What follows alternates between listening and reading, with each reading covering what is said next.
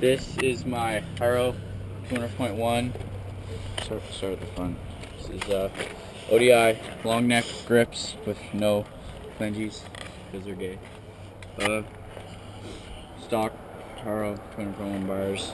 A fit entry stem and monster sticker is looking awesome. And stock forks.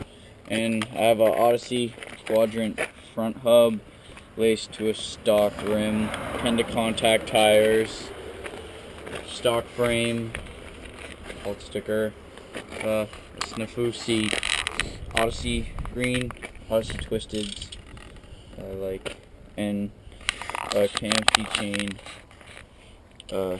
Kink Bedlam sprocket,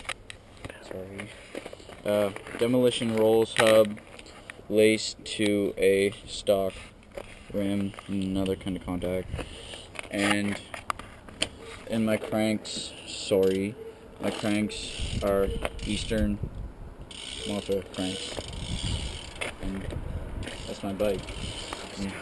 What? Hub sound. This is my hub sound because this guy right here wants me to do it, so.